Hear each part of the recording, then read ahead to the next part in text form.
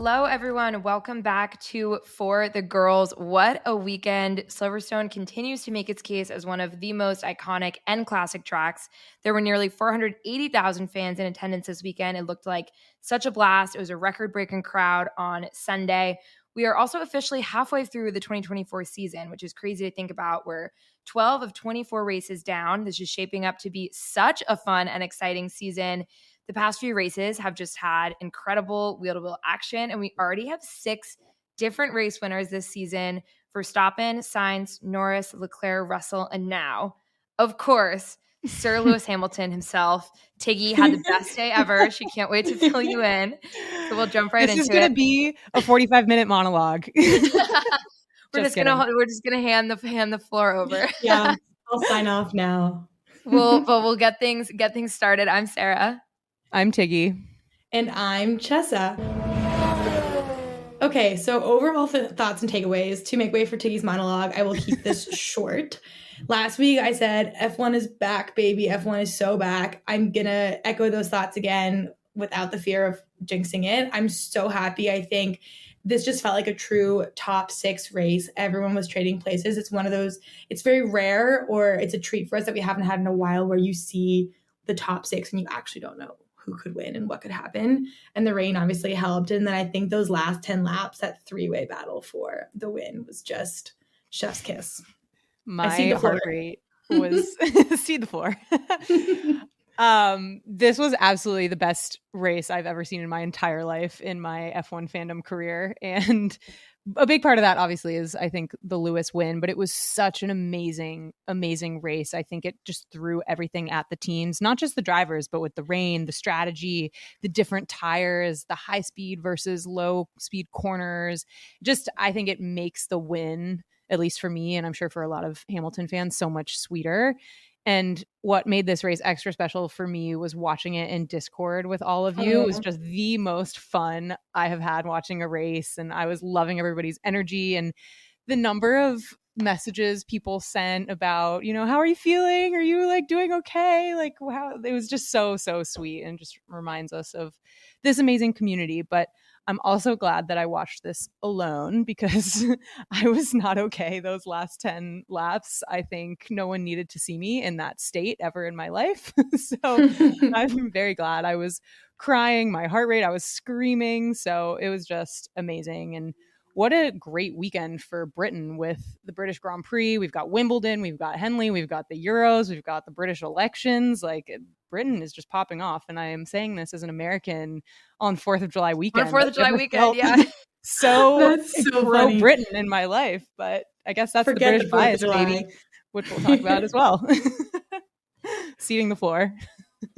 I also loved this weekend. It was so thrilling. And Chess, I think you're so right. We haven't wanted to jinx saying how exciting this season is shaping up to be. But 6 winners, if you had told us last year or the year before that we would have 6 winners at the halfway point of the season, we would have said you're joking.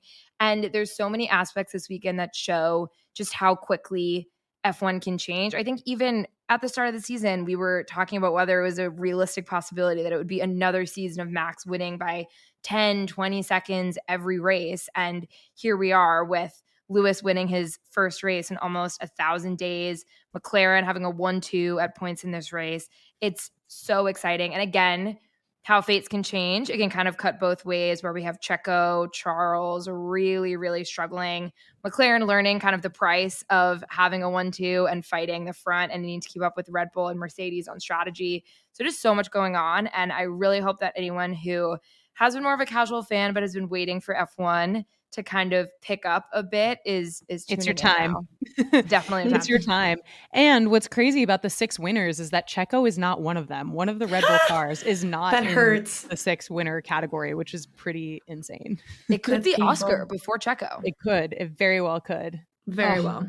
We're still holding our breath for an Oscar maiden win, and I think it's close. But I was loving obviously it lasted for about 5 minutes when the announcer said Oscar Piastri leads the British Grand Prix. Yes. They do this every time he ends up in P1 for a brief moment, and it's just probably the most exciting driver to hear lead XXX leads the Grand Prix. It's always going to be until Oscar. he inevitably ends up getting gets sacrificed, but we'll talk about that later. I know. One day he'll get it. All right, Tiggy, lead us into our MVPs. Let me guess. This might I be wonder who it could who be. it will be. out of the blue. Sir Lewis Hamilton, the GOAT. I've never felt more confident in calling Lewis the GOAT than I do today. Almost 1,000 days, 2.5 years since his last race. And what I think people were saying, which is so true, is that after 2021, after Abu Dhabi, he just never has seemed the same. I think just like mentally, the pressure and just kind of, everything that's happened in the sport since then. And because of that, he's never really seemed the same. So I think it explains his emotion coming off of this win and his parents being there and the crying and Bono crying. You see what it means to the team. So amazing. I'm sure we'll talk about all the records, but a few off the top. He broke the record for the most wins at any race, 9. So he beats Schumacher's record of 8. It's the longest interval between race wins. So his first race was over 17 years ago, and that's insane. He also became the first to win a Grand Prix after 300 starts. And I think what's interesting is a lot of newer fans have probably never seen Lewis win a race. So that's crazy to me. Yeah, it's kind of wild. And having it be his last home race with the team that he built this with is just so poetic. And his mom and dad, and I think Toto's radio said it really well. It was, quote, "What a sign off for our joint trajectory here at the British Grand Prix. We couldn't wish for anything better." So sweet. Incredible. I know we don't usually do this, but I'm going to have the same MVP as you because, well, first of all, this is the first race that we've seen, or one of the non-Max winners of the season, where he's truly winning on his own merit and not because of some freak accident that may have happened with Max or someone else running up high in the order. So one, on racing itself, A+++ drive, like Lewis deserved to win that. 2, on the post-race wins and the whole sort of like post-race interview, the moment with George when he got out of the car, the flag when he's taking his lap, seeing his mom, seeing his dad, Bono crying, like the whole thing was such a heartwarming moment that we haven't had in so long. And in Formula One lately, we also haven't had that sort of like full circle cathartic moment because of Max constantly winning. And it just felt so real and so good. And he was just, the post-race interview with him was beautiful too, just how much he was complimenting the team. And it felt like there was no bad blood for him leaving. Like obviously people weren't like mentioning the fact that he was leaving, but no, it just great. felt really well done. It's so good for the sport as well to have a great like that still be able to succeed at this point in his career and at this level and at this caliber and with this level of competition. I just think it goes to show that he really still deserves to be there. And even someone like Alonso also, there's still more to come from these athletes. And I think it just like sets the bar super high. And one of the most touching things for me was seeing Seb's story, Seb Vettel. Yeah. It was just a picture of Lewis and it just said, "GOAT, congrats, Lewis," which I'm like going to start tearing up right now, but I just got chills. I love that. I also know we don't usually do this, but I think I have to triple. You Oh my have to. gosh. Wow. You have to. I clean can't think sweep. of anyone else it could be. And I really agree with Chessa too. The post-race interview, the whole thing was so touching. It was a reminder of what's so incredible about F1 and about sports in general, those type of moments that you just aren't getting anywhere else. And I thought his post-race interview was incredible. Remembering in that moment of personal emotion and success for him to not only thank the team so profusely, he even thanked the partners. What other driver is ever going to remember to thank the team, the partners? It's so diplomatic. His gratitude for the fans comes through so sincerely, just his bond with the British fans. I thought it was all amazing. Again, as an American on 4th of July, it was all extremely heartwarming. God save the king. Screaming the British national anthem. No, it was so amazing. And I don't think we've ever seen Lewis that emotional. I can't think of a time. Truly, because it was such a long time coming. And I love about how amazing it is to see him still competing. I think it was Crofty or Brundle was saying how he's almost 40 and needing to get up every single day with the level of commitment to keep on the same level of physical and mental fitness as all these 22 to 26-year-olds and compete at that caliber is incredible. And that amount of dedication when the car is bad, you felt super robbed, arguably justifiably so after 2021. Like just all of that culminating in this is really amazing. Yeah, just so genuine. It's so special. And I love the comments on our radio of the week being like, I'm not a Lewis fan or I'm a Max fan, but I was so happy to see him win. I just feel like the sport is happy. I'm sure there are lots of people out there who are not, but I think overall the overwhelming feeling is positive. Yeah. As a Red Bull fan, I loved this. It was awesome. I have to give a super random sleeper MVP to Nico Hülkenberg for a second 6 in a row. Forgot.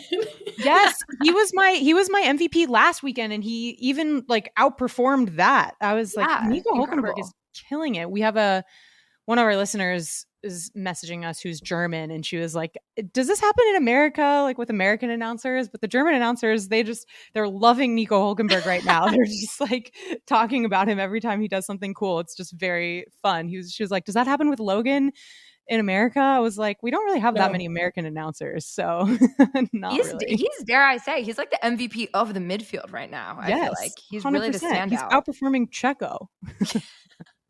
Well, everyone's outperforming Checo. Segue. Let's do our LVPs. Chessa, what's yours? Sadly, Checo again continues to be Checo. I just don't know how you cannot make it out of Q1 so many weekends and fresh off of a contract signing with literally the best team in Formula One. That's enough. What do you guys think? Mic drop. I have nothing to say. This kind of pains me, but I have to say McLaren. Yeah. That's a fair one. But I think we've talked a lot about this, about how I think they get more slack from the fans, just the general level of excitement from seeing them fighting at the front, and everyone's so genuinely happy for them. They're such an incredible team. But kind of any other team, when you're running in 1-2 and finish 3-4 at a home race for your lead driver, it's just tough to watch. I hated seeing Lando be so self-critical. It felt very Charles Leclerc circa 2022 and earlier, with just being so hard on himself. And it goes to show when you're fighting Max and Lewis, things like that call at the end for softs versus mediums, that isn't even going to necessarily be that widely reported or considered that consequential, maybe further down the grid, are what make or break race wins, or things like Lando overshooting the box. And it was tough to see, but I am so excited for when a full weekend comes together and they do have a 1-2. It'll be incredible. Yeah, it's going to happen. And Piastri is going to get his first win. Yes. I agree. The strategy calls from McLaren this weekend were not super on point. Not good. But what I did love about the McLaren weekend was all the little fire extinguisher cookies that Zach Brown hand delivered to every team from the Spanish Grand Prix. Very sweet. I am in too good of a mood to give an LVP. I know that's a cop out. I just like don't. I'll let you have it. Have one. I mean, maybe I'll give it. It's a national holiday for you. Yeah, you don't this have is to a national work. holiday. I'll give it to the most awkward cool down room footage I think we've ever seen. That was so weird. I was watching the race with people who've never seen F1 before, and they're like, why do they put them all in a room after that's personal hell? This one is. It was so quiet, and I guess they had already congratulated Lewis, but it was just like so weird and awkward. I don't know. It felt wrong. And then Max always tries to act super normal, and like the car was kind of slow for a moment there. I was like, yeah, dude, it was. Something about it, and I feel like normally the three of them are all pretty chummy. You're right, they kind of don't know what else to talk about, so they're just talking about, oh, at turn 8 you had a bit of oversteer. I noticed they tend to get really technical, and they had congratulated Lewis when they got out of the car, but it felt really weird that the first thing from both Lando and Max wasn't, that was incredible, congrats again, what a great race. The fact that Lewis had to kind of say, yeah, first win in 2.5 years. Yeah. I know Lando was upset. He was clearly just super upset, and I think Max just felt awkward. Overall, awkward. Not great. That's a good one, Tiggy. Super awkward. Okay, hot takes. Mine was all 3 British drivers in the top 5, but we had 2 British drivers in the top 3, so I didn't get it, but whatever. Still, it was close. Looking good. When top 3 Oh, hell yeah. It was British. Looking we were Saturday. like, the British are coming. Yeah. It's coming home. I had a British win. I said I didn't care who it was, but that was a lie. I very much cared who it was, and I got my wish. So I'm very excited about my hot take win here. That is incredible. To go through practice quickly, it's hard to even remember now with how much that has gone on, but there was a lot of excitement even earlier in the weekend, starting with FP1. We had a lot of rookies. We had F2 drivers Isaac Hadjar for Red Bull and Franco Colapinto for Williams. We also had Jack Doohan for Alpine, and of course, Ollie Berman with Haas, which we will discuss in a bit.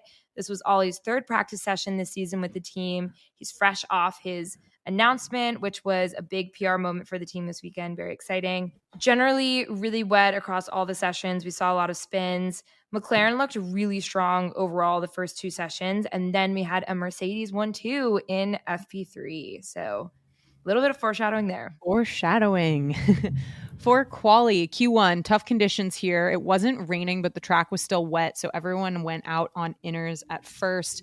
After the initial laps, people started switching to slicks, and then that's when Checo had his incident at Copse, where he just totally beached himself in the gravel. There was a ton of time left in the session, so it didn't need to be a crazy push lap or anything, and a lot of people did have offs in the gravel. Max did at the same corner, but Checo was the only one who couldn't finish quali. And it was actually quite sad hearing him on the radio. He was like, it sounded like desperation. He was like, just push me out onto the track. Like I can continue to go. Just all I need is a tow. Get me out, get me out. And every driver knows that once you have mechanical assistance, you can't restart. That's like why it was so sad. Yeah.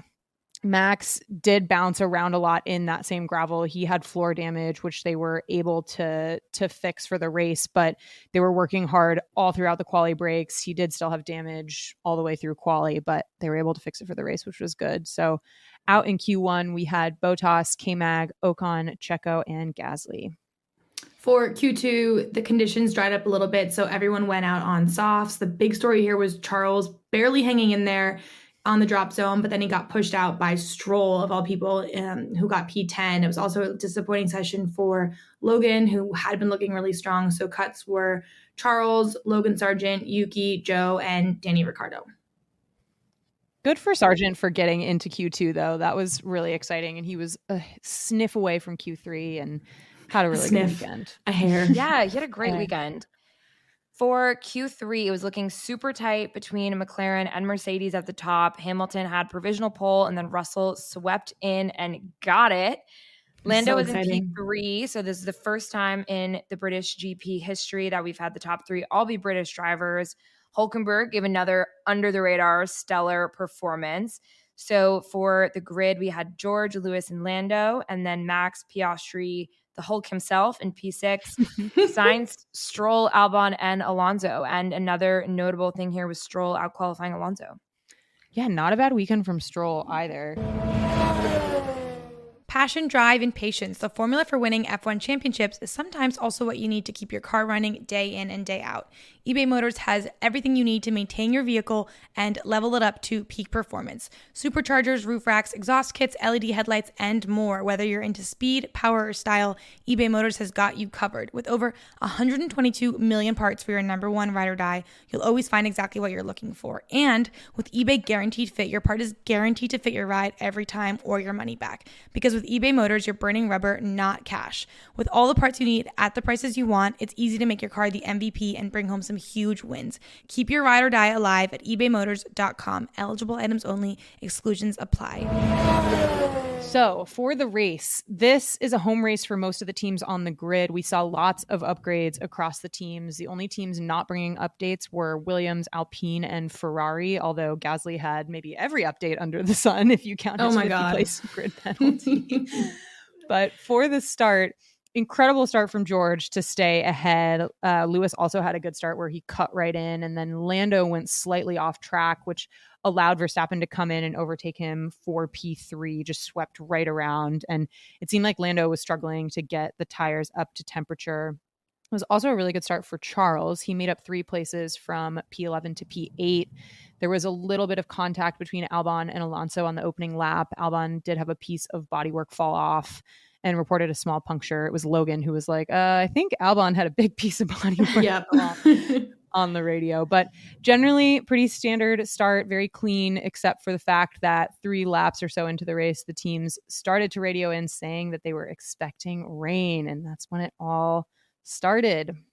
Do you know what I learned today when we were, because the commentators, of course, like when everyone's saying, oh, there's going to be rain, I learned that a lot of teams, or I guess I knew this, but I forgot that a lot of teams have spotters out in different parts of the area and country around the track to sense where the weather is.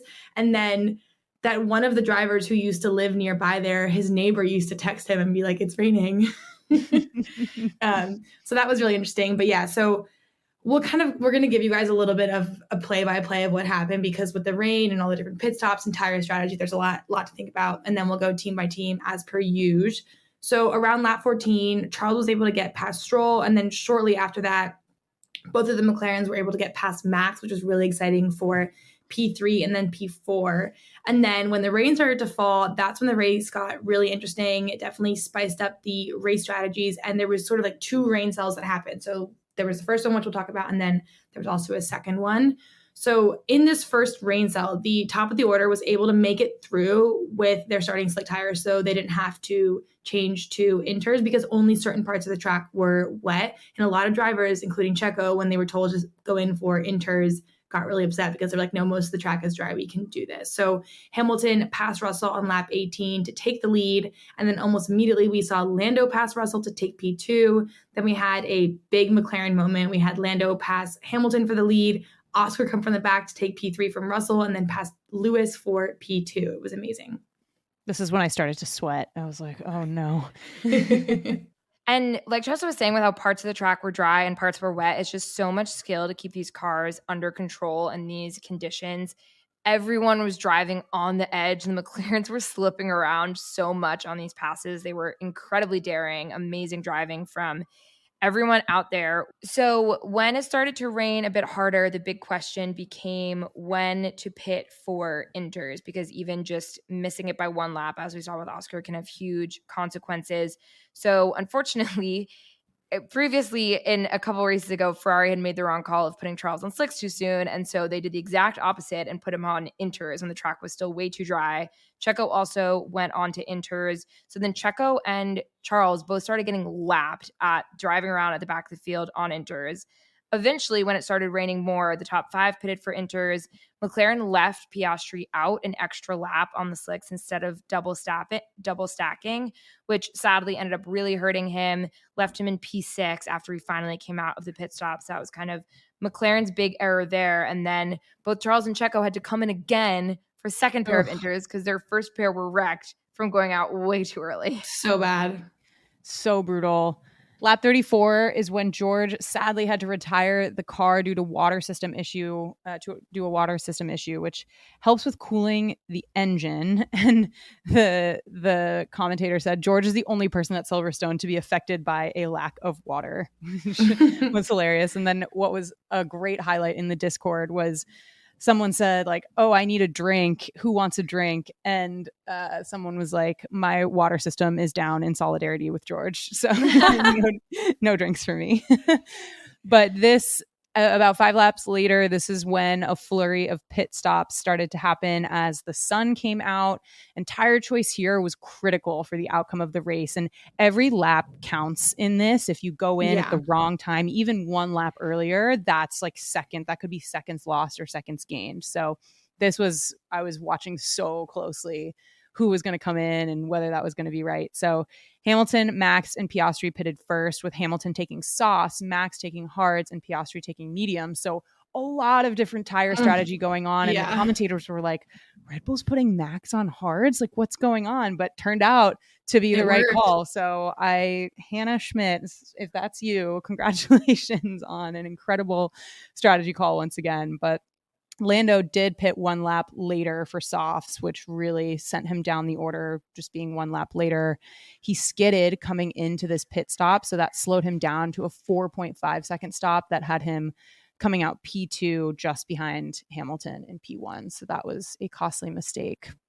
And this was after these pit stops, that's when the race really started to become a nail biter. So basically everyone in the top 4 trading fastest laps as their tires got warmed up. Even Max on the hards got a few rounds of fastest lap there. And it was basically at least what I was watching or thinking about how I was watching it, was a countdown to see how soon Max would catch up to Lando and overtake him. And meanwhile, all this time buying Hamilton some time to keep his lead.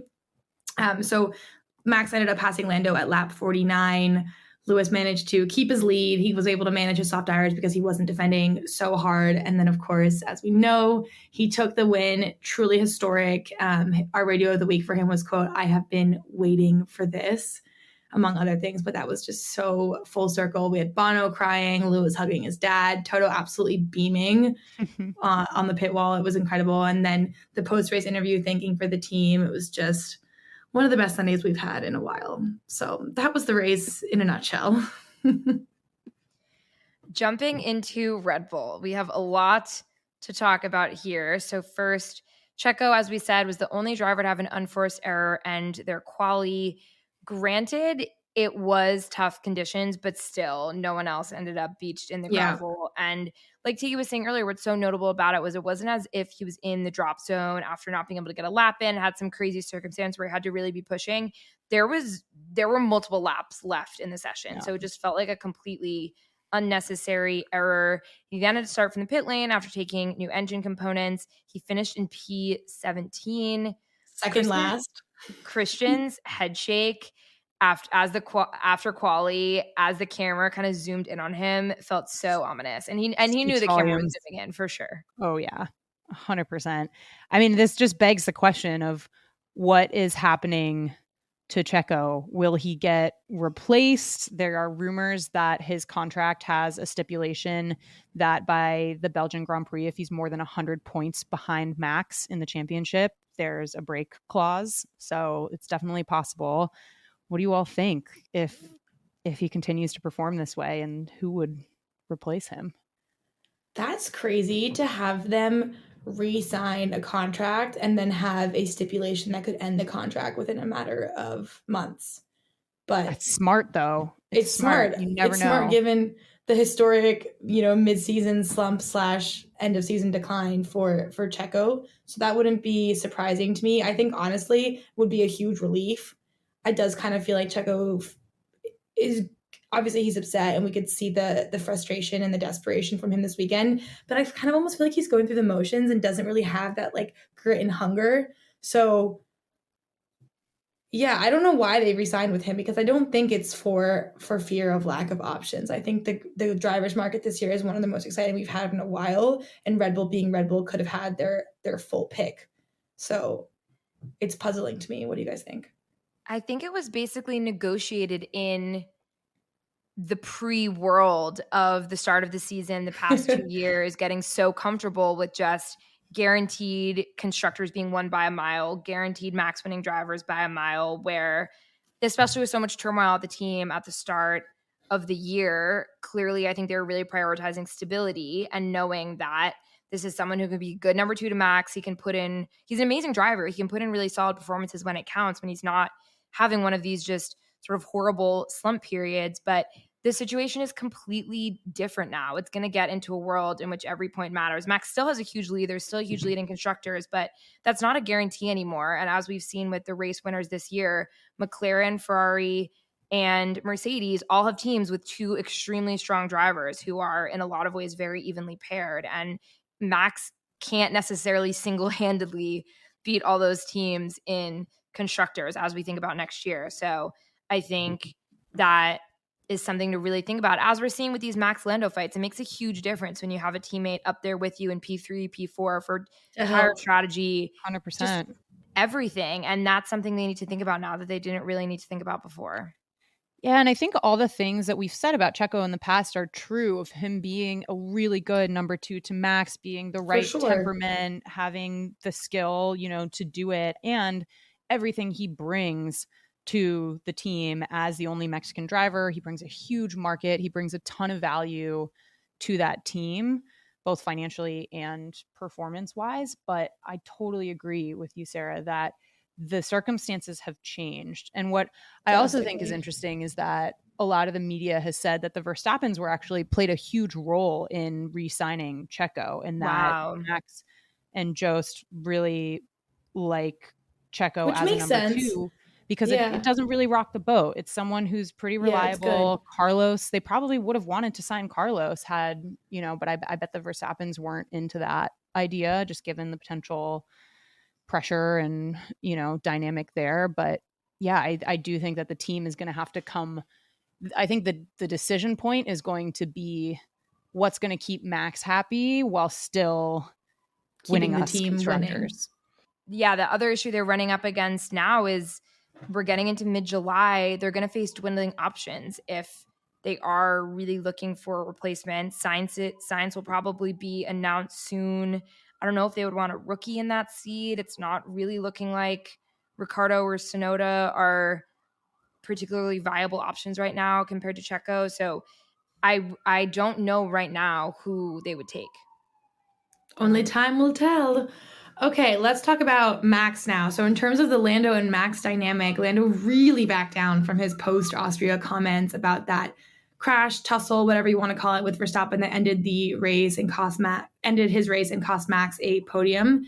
Lando said, quote, "It was a pretty pathetic incident in terms of what ended both of our races. It wasn't like a hit. It wasn't like an obvious bit of contact."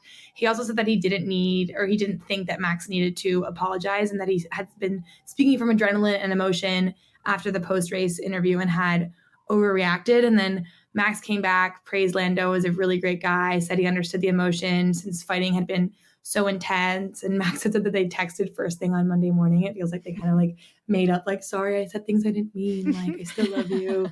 I'm sorry we went to bed angry. We promised we'd never do that. And then when Max was asked about all the media and public criticism that he's gotten, he said, quote, "I don't give a bleep about that. I go home, I live my life. The only thing that I cared about was my relationship with Lando," which honestly is so commendable and is obviously so easy to say after the fact. So I kind of loved this reconciliation, but I wish it hadn't gotten so heated like right after the race. But that is sports to you, sports to us, I guess. And I'm back from vacation. I know everyone probably missed my Red Bull defense on the Austrian GP recap, but I do think it's very easy to vilify Max, especially as the dominant figure in the sport for the past several years. So I was happy to see other drivers, kind of people besides McLaren, obviously kind of saying, look, it was probably a racing incident. They were obviously on the edge. These things are going to happen. It's not pleasant when it does, but I do really, really hope they can keep it clean because it's so exciting for the sport. It's so great to see them have these awesome winnable battles, but it was super unfortunate, and I do hope it can stay clean going forwards. Yeah, I hope so too. And it's nice that those two are friends. Like, I do wonder if this had been someone other than Lando, how they would have handled it leading into this week and all the comments. And I do think PR takes different angles and like different media have different ways to spin this. Like, Lando did say all those things, but he also did say, and this was reported by other sources, like, I generally agree with Andrea Stella's comments. And he said something like, I'm always going to stand up for what Andrea said. He's got a very good amount of sensibility with how he talks about things. So he does think certain parts of it are true. So I think they handled it in a really mature way, but there are going to be different views of what happened. And I think most drivers, especially, the ones at the top, don't want to be on Max's bad side at all. And like, there's no gain for a team or a driver who is not involved in that incident to speak out against Max, especially if Max is not going to be at Red Bull in 2026, which is possible. Like, all these teams are still trying to court him, I think. That's true. What about his rivals though? Like Charles and Lewis, people have been not held back in the past. It was just kind of interesting. Like, Lewis had such an opening to say he agreed with Andrea Stella, and he was like, I disagree. I don't think he said it in that strong of terms. The message I got from Lewis was that this has nothing to do with me. I'm not getting involved. I don't think it was like, I fully disagree. I think he was just like, I'm removing myself from this conversation, which is a mature thing to do. I'd like to be excluded from this narrative. Yes. Exit the chat. To wrap up Red Bull, Liam Lawson will be testing the RB20 at the Silverstone track this week. So exciting things for him. And we do know from, I was going to say, well, and we do know from Danny Rick and the mid-season replacement that Red Bull puts a lot of faith in tire testing. We need a glory lap from Liam Lawson that equaled Max Verstappen's lap, because it wasn't that the quote from Christian. He was like, he would have beat Max on that. Or something. That's what made it to Drive to Survive, basically. Yes, Liam, we need that from you if you want a seat. Big shoes to fill. I think Liam needs to call Danny the night before and be like, what did you have for breakfast that day? For Ferrari, really tough weekend for the team with disappointing quality positions for both drivers. They had P7 and P11. This is the second weekend in a row also that Carlos outqualified his teammate. So rough for Charles in a lot of different ways. Carlos managed to stay in the conversation for most of the race, which was actually really great. He finished P5, all things considered, is very decent considering where he started. And for Charles, it was really the opposite story. He dropped to a P14 no points finish after that really tough strategy call that we talked about that put him on inters way too early in the race. And what's really interesting now at this point in the season is the team has entered a very dangerous zone. Their P2 constructors standing is super, super precarious. They're only 7 points ahead of McLaren right now. They had that one weekend a few weekends ago. I'm forgetting which race it was, but they had no points at all and kind of like stood still. Everyone came up to meet them, and now they're still not getting points. So it's very, very precarious in my opinion. I think it's a matter of time. So we'll see. Oh, crazy.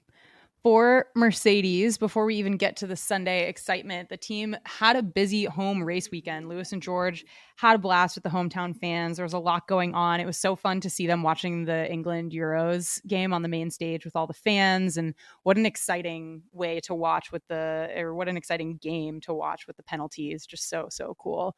But it was unfortunately a split weekend for them after the high of George winning in Austria, taking pole position on Saturday. The outcome for him during the race was really sad. That I think ESPN posted that picture of him just looking so, so sad. But such a great teammate, came out to congratulate Lewis before he even got out of the car, which was amazing. So that was really nice to see. And obviously for Lewis, just what a complete dream for him to take his win.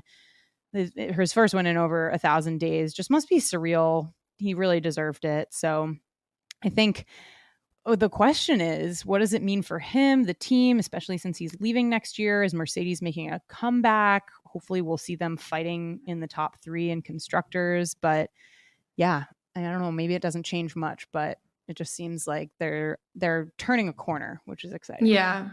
I think it's only good things because, Ferrari will look at it and be like, great, we have a champion on our hands, as we already know. We're so excited to see what he can continue to do. And then I think Mercedes just got that morale boost that they've so desperately needed. And I don't think Mercedes literally cared about the context being that Lewis, this was his last race at Silverstone. I think it was part good of all me around.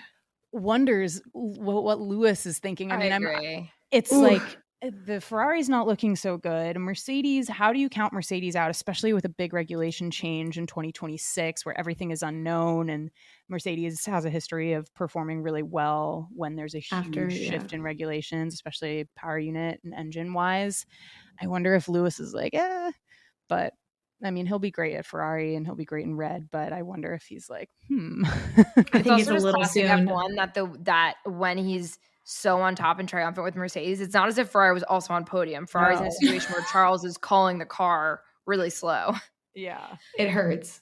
I think it's still too soon to tell, though. Let's see what we can talk about Lewis's mindset 3 races from now, and we can see.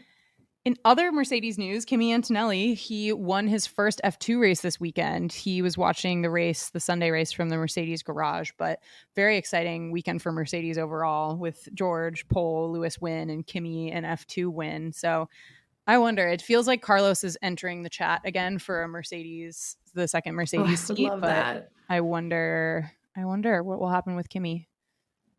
Maybe he'll go to Williams instead. I would like that better, probably. Carlos, Mercedes, Kimi, Williams. It makes more sense. Yeah. Carlos. For McLaren, like we talked about, P3 and P4 is a good outcome. It's a solid points haul, but they were looking so strong the entire weekend that there was definitely some disappointment. Lando was really fighting for the win.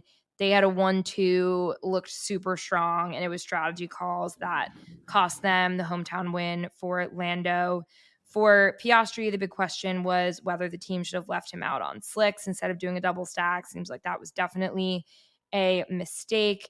And for Lando, it seems like he kind of personally made the call to go into Sauce to try to fight Lewis when that wasn't necessarily the right call. So really hard. And again, it was sad to see Lando being so hard on himself in the post-race interview of saying it was my fault for some of these calls. It was so strongly reminiscent of Charles and very self-critical in a way that a lot of other drivers aren't. For Aston Martin, great weekend for Stroll, out qualifying and finishing ahead of Alonso. Stroll picked up P7, Alonso got P8, so also solid double points finish for the team this weekend. I think Aston Martin is starting to look, or at least this weekend, like the best of the rest, like we used to talk about. So good for them. And then I think the other big news for the team came earlier this week. Andy Cowell, the former Mercedes power unit head, who was the mastermind behind the 2014 to 2021 engine dominance, he's moved to Aston Martin to become the CEO of the F1 team. He'll be reporting directly to big Lawrence Stroll. And I think it's just awesome signs of the team's big ambitions to be constructors champions and championship winning teams. So we'll see what happens with them. They're making all the right investments. It's pretty crazy. And investments we'll indeed. see where they come out when the regulations change. For VCARB, Yuki picked up points in P10, finishing ahead of Daniel in P13. Not a ton to write home about there. For Williams, very cool start to the weekend with their livery. They displayed the names of all over 1,000 team members on the side of the car in the shape of a Union Jack, which was so cool. And my favorite comment from the Discord about this was I think it was something about Logan, the only American driver driving the Union Jack car at the British Grand Prix on 4th of July weekend is sending me. Love that take. But otherwise, despite some initial race contact with Alonso, Albon was able to pick up 2 points for the team in P9, which is great. And Logan Sargent, the other news around him is he's reportedly in talks with Prema for an IndyCar seat next season. In the meantime, James Vowles did make a comment implying that a mid-season replacement could be a theoretical possibility. But he had a strong quali this weekend, narrowly missed Q3, best quali start of the season, and was very close to points. So I do wonder if it feels like it could be unsettling to move him out mid-season, but I almost feel like maybe Mercedes would push for that to have Kimi Antonelli in the car earlier. To try it out a little bit before next season. Half a season, under his belt. And also, I think for Logan, IndyCar would be a really awesome next move. And I think he would do really well. I think he would crush it in IndyCar. And that would get people watching more IndyCar too. I mean, it's already such a great series, and to have Logan there would be a dream. For sure. For Alpine, tough weekend after double points finishes in Canada and Spain. Back sort of on a tough cycle this weekend. Gasly had that now infamous 50-place grid penalty. This is because it was basically a bunch of different penalties stacked, because if you replace a ton of different power unit components in excess of what the regulations allow, it's cumulative grid penalties. So this was already his 5th internal combustion engine, MGUH and MGUK, and we're only halfway through the season. And then he had to retire the car. So on the formation laps. so tough when it really looked like with those double points finishes, it was looking so promising. And Ocon was P16, so no points either. Yeah. Only up to go from here. They were up, now they're down, only up to go. For Sauber, tough race. Joe got lapped not even halfway through the race, ended up in P18, so last of the cars that did finish. Bottas did finish ahead, but not by much at P15. And remember, we only have one seat open here for the 2025 season, since Nico Hülkenberg will be starting with the team next year. So lots to think about for Joe and Bottas. Let's go, Nico Hülkenberg. I'm excited. I mean, I hope the stake car next year is a little bit better, because Hülkenberg's doing great things in that Haas. Which, speaking of, big news heading into race weekend. Ollie Berman signed a multi-year deal with Haas, meaning we have at least one rookie on the grid for next year. God. Hopefully many more. But he has been a big part of the conversation since he filled in for Sainz in Jeddah when Sainz had appendicitis, got an amazing P7. He's beating a lot of people in the Drivers' Championship right now. And apparently this deal was inked months ago, but they were waiting for a good time, this was his home race. So it was a nice start to the weekend. And he's only 19, so he will be one of the younger rookies in the past decade. So similarly, Max was only 17, Stroll was 18, Lando was 19 for their rookie seasons. So exciting. But who will get the second seat? Well, in terms of what you all think, we did a poll on Instagram to debate some of the contenders, which could include K-Mag, Ricciardo, Ocon, Bottas, and Sainz. There's a lot of possibilities here. Then we did a runoff of who you all would prefer to have the seat versus who you think will get the seat, who you want to get the seat. And Danny won with 37% of the vote, with K-Mag coming in second with 29%. Wow. That surprises me. Same. Interesting. It surprises you that people want Danny in the Haas? No, it's more surprising to me that more about K-Mag. Danny, I think people are just like, we want him on the grid and think he's getting dropped from VCARB, so we want somewhere for him to land. But so I get that. But K-Mag, I'm surprised. So surprising because, well, one, problematic in what we've seen this year, and two, not necessarily like a super great teammate. And also, is it really going to be someone that they would want Ollie learning from? Lots of things to think about here. Bottas would be my dream pairing with Ollie Berman. Yeah, he could be like, that would be unreal. He'd be a great mentor. Yeah. But anyways, like we said before, the rest of the weekend, or the weekend for Haas was great. Hülkenberg finished P6, so sneakily very high up in the points, and then we had K-Mag in P12. For a little bit of news before we wrap, 10 years ago, Susie Wolff made her FP1 debut at Silverstone with Williams. This made her the last female driver to get behind the wheel of an F1 car during a Grand Prix weekend. In another practice session with Williams, Susie was only 2/10 off Felipe Massa, the other Williams driver at the time. So absolute queen, legend, all the superlatives, and just so fun to see the throwback pictures. And we hope to have this again soon. Honestly, would love Susie to hop back in the car anytime. Yeah, let's go. So cool to see. It looks like Adrian Newey still does not know where he'll be going next year. So also interesting that this hasn't been announced. He said he definitely plans on taking some time to rest, but that he'll need to have his mind made up by the winter as to what he'll do next. And he'll presumably have at least a full year of garden leave. So no matter where he goes at this point, he'll likely miss at least the start of development or potentially even a big chunk of development of the 2026 car. It's been interesting that he hasn't already kind of left Red Bull to get these wheels in motion. No pun intended. And last piece of news, really big. The Brad Pitt movie has been named. Are you ready for what it's going to be called? F1. Wait for it. Drum roll, please. F1. Really exciting. The first trailer dropped yesterday. It's also very clearly co-branded with the F1 organization. Brad Pitt's been working super closely with them. It's going to be very factually correct, we hope, or so we've heard. So that's really exciting. They've been working with Lewis on it. They had an actual garage at Silverstone 2 years in a row. Brad Pitt's been in the drivers' meetings and all of this. But it'll be really cool to just see how serious they've taken the whole thing, and we cannot wait to see it. It was so interesting watching the trailer because honestly, it feels like they're catering to F1 fans, which maybe seems obvious, but like you would think with your first trailer, I didn't get much from it. It was like just a lot of car shots, So it's not, I didn't get a lot of plot from it. Not a lot that I feel like would draw maybe a general fan person in versus F1 fans. So it does general fan person. It does feel like they're trying to be really authentic and maybe going mostly for the F1 fans as the target audience, which again makes sense. But I was a little surprised that it was so car heavy. And one thing that's going to be so interesting, we saw this last year, we've seen this all the last year. They have Brad Pitt in the driver's meeting on kind of the lineup, walk to the grid with the drivers, shots of the car on track. They had Brad Pitt by Lando in the media pen. So it's going to be weird when all of these shots have the actual drivers in them in the movie. Crazy. That's going to be strange. The cameos were wild. So they are going to cameo. They're not going to like CGI their faces or something. Even in the trailer we saw, I don't think they were CGI. Oh, okay. We saw Max and Checo. We saw Gunther peek his head out from the Haas pit wall. Like I think they're definitely going to be in the movie. Yeah. That's so cool. It's going to be like Drive to Survive and Hollywood had a baby. Can't wait.